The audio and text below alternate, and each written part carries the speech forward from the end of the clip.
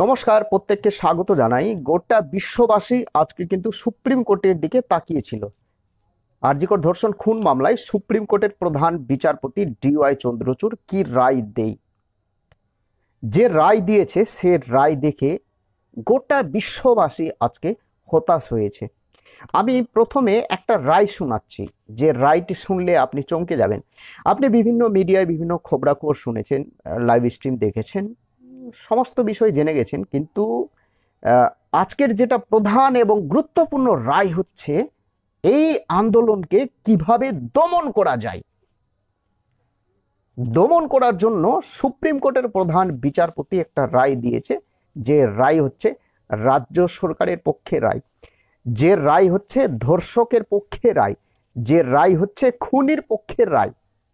এবং এই খুনি পক্ষের অর্থাৎ ধর্ষক এবং খুনিদের বাঁচানোর জন্য রাজ্য সরকার কপিল সিব্বল সহ, এই যে কপিল সিব্বল দেখতে পাচ্ছেন, এই হচ্ছে কপিল সিব্বল সহ আরো 20 জন নামী আইনজীবীকে দাঁড় করিয়েছিল সুপ্রিম কোর্টে। বিভিন্ন রাজ্যের আইনজীবী এবং বিভিন্ন ভাষী আইনজীবী, অর্থাৎ সমস্ত ভাষায় বোঝে, ভারতে যত ভাষা রয়েছে প্রত্যেকটা ভাষার আইনজীবীকে রাজ্য সরকার দাঁড় করেছে সুপ্রিম কোর্টে, যাতে এই মামলাটি রাজ্য সরকার যাতে কোনো মতেই না হারে।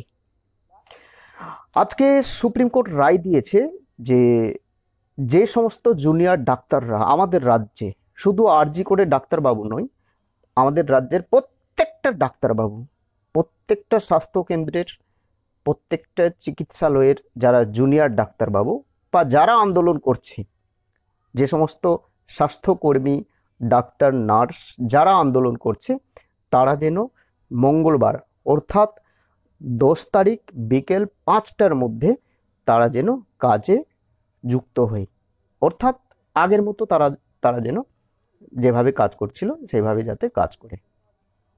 আর না হলে রাজ্য সরকার যদি কোনো পদক্ষেপ নেয় তাদের বিরুদ্ধে, তাহলে কিন্তু সুপ্রিম কোর্ট কোনো দায় নেবে না। এই মতো একটা রায় দিয়েছে সুপ্রিম কোর্টের প্রধান বিচারপতি ডি.ওয়াই চন্দ্রচূড় এবং তার বেঞ্চ। এই রায়ের মানে আপনারা বুঝতে পেরেছেন? এই রায়ের মানে হচ্ছে জুনিয়র ডাক্তাররা যেন আর আন্দোলন না করে। এই জুনিয়র ডাক্তারদের বিরুদ্ধে রাজ্য সরকার সুপ্রিম কোর্টে একটা বিষয় তুলে ধরেছে। কি বিষয়? যে এই জুনিয়র ডাক্তারদের জন্য আমাদের রাজ্যে প্রচুর পেশেন্টের মৃত্যু হয়েছে। আচ্ছা, পেশেন্টের মৃত্যু কি এই প্রথম?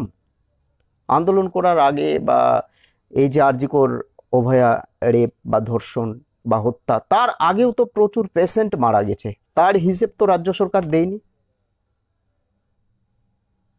জুনিয়র ডাক্তাররা যেদিন থেকে আন্দোলন করছে সেই দিন থেকে কাউন্ট করুন আপনারা, যে কতজন পেশেন্ট মারা গেছে আমাদের রাজ্যে, প্রত্যেকটা হসপিটালে কতজন টোটাল পেশেন্ট মারা গেছে, এবং এই অভয়া কাণ্ডের আগে কতজন পেশেন্ট মারা গেছিল তার একটা হিসাব করুন, দেখবেন মানে খুব একটা হেরফের পাবেন না। তাহলে ডি.ওয়াই চন্দ্রচূড় কি ভাবছে, কি আমি এমন একটা রায় দেব যাতে ডাক্তাররা বা স্বাস্থ্যকর্মীরা ভয় পায় এবং তারা যেন আন্দোলন না করে, এবং সাধারণ মানুষ যারা আন্দোলন করছে জাস্টিস ফর আর.জি. কর চিৎকার করে করে, তাদের জন্য তো রাজ্য পুলিশ আছে, রাজ্য পুলিশের লাঠি আছে, জেল আছে, অনেক বিষয় আছে। আমি আগেই বলেছিলাম যে সুপ্রিম কোর্টে প্রধান বিচারপতি হিসেবে যতদিন ডি.ওয়াই চন্দ্রচূড় থাকবে এবং কপিল সিব্বল থাকবে আমাদের রাজ্যে, এই কপিল সিব্বল ভালোভাবে দেখুন, এই কপিল সিব্বল আমাদের রাজ্যে কোনো মামলা, সে প্রাইমারি টেট, এসএসসি, কোনো দুর্নীতি, নারদা সারদা বা আর.জি. কর, কেউ বিচার পাবে না, কেউ জাস্টিস পাবে না। আপনারা লিখে রাখুন। আমি শুনতে পেলাম যে আর 2 মাস পর নভেম্বর মাসে নাকি রিটায়ার নিচ্ছে ডি.ওয়াই চন্দ্রচূড়, যেটা শুনতে পেলাম। এবং রিটায়ারের পর যেখানে যেখানে ধার্মিক স্থল রয়েছে, হিন্দুদের ধার্মিক স্থল, সেখানে সেখানে যাবেন এবং আমাদের রাজ্য যে সমস্ত ধার্মিক স্থল রয়েছে সেখানে আসবেন। আমি তার একটা তালিকা দেখছিলাম যে রিটায়ারের পরে কি করবে। তার স্ত্রীকে নিয়ে সপরিবারে তিনি আমাদের রাজ্যে আসবে, কোনো একটা কালী মন্দির, ওঙ্কালীতলা কালী মন্দির, সেখানে আসবেন, থাকবেন, যেটা শুনতে পেলাম।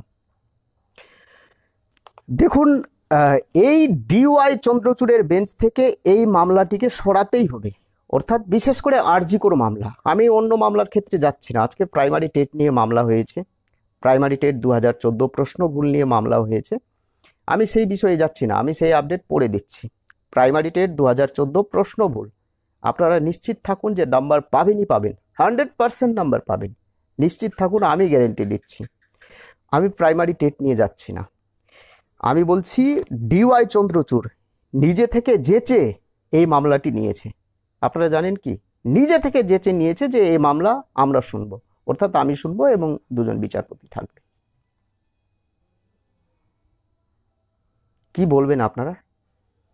যতদিন সুপ্রিম কোর্টে ডিওয়াই চন্দ্রচূড় থাকবে প্রধান বিচারপতি হিসেবে, কোনো দুর্নীতি বা দোষীরা বা রেপিস্টরা, বিশেষ করে এই আরজি কর বা আমাদের বাংলার দুর্নীতি বিষয়ে বিচার পাবে না। সাধারণ মানুষ, সাধারণ ছাত্রছাত্রী, সাধারণ পরীক্ষার্থীরা দেখবেন বিচারই পাবে না। সেই মালটা না সরলে আশা করি আর আরজি কর মামলার কোনো বিচার হবে না বা পাবে না। কি রায় আসবে? হয়তো রায় আসবে যে সিবিআই রিপোর্ট দিল, সিবিআই তো সেই কি বলবো পদ্ম চাটা, তো সিবিআই রিপোর্ট দিয়েছে যে হ্যাঁ সঞ্জয় রায় খুন করেছে, আর কাউকে ধরতে পারছি না কারণ সমস্ত তথ্য লোপাট করা হয়েছে, আমাদের পক্ষে আর সম্ভব নয়, এর মতো একটা দিয়ে দেবে রিপোর্ট। তারপরে সঞ্জয় রায়কে ফাঁসি দেবে, সবাইকে বলবে যে হ্যাঁ আমরা ধর্ষকদের ফাঁসি দিয়েছি। কিন্তু সঞ্জয় রায়ের পক্ষে সম্ভব 151 গ্রাম যৌনরস সম্ভব কি? অন্তত 6 থেকে 7 জন বা তারও বেশি ধর্ষকরা ধর্ষণ করেছে আমাদের অভয়াকে। আমাদের রাজ্যের মুখ্যমন্ত্রী বলছে যে সামনে পুজো, আপনারা ফিরে আসুন, উৎসবে ফিরে আসুন, উৎসবমুখী হন।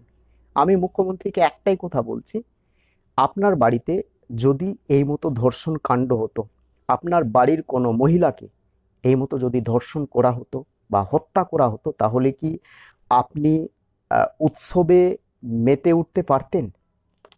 কে কখন উৎসবে মেতে উঠবে, কে কিভাবে উৎসব পালন করবে, সেটা তাদের বিষয়, আপনার হস্তক্ষেপ করার কোনো প্রয়োজন নেই।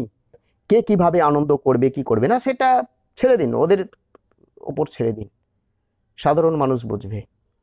আপনার ইচ্ছা মতো আমরা আনন্দ করব, আপনার ইচ্ছা মতো আমরা দুর্গা পূজা করব।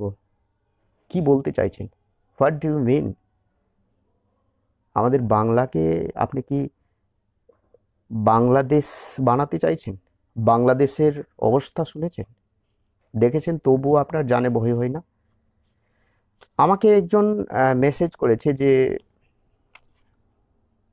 কালকে থেকে অর্থাৎ মঙ্গলবার থেকে জুনিয়র ডাক্তাররা আবার কাজে ফিরবে, তারা আর আন্দোলন করবে না, সামনে পুজো, সবাই উৎসব মুখর হয়ে উঠবে, এই আন্দোলন এখানেই শেষ হয়ে যাবে এবং আরজি কর নিয়ে আর কেউ কোনো নিউজ চ্যানেল বা কোনো মিডিয়া ভিডিও বানাবে না এবং অভয়া আর কোনো দিন জাস্টিস পাবে না। ভালো থাকবেন, সুস্থ থাকবেন, কিছু বলার থাকলে কমেন্ট করে জানাবেন। কিন্তু আমি প্রথম দিন থেকে বলে এসেছি, সুপ্রিম কোর্টে যত দিন ডিওয়াই চন্দ্রচূড় থাকবে এবং এই আইনজীবী এই ব্যক্তিটা যতদিন থাকবে, এই অভয়া কোনোদিনই জাস্টিস পাবে না। জয় হিন্দ। কিছু বলার থাকলে কমেন্ট করে জানাবেন। বন্দে মাতরম।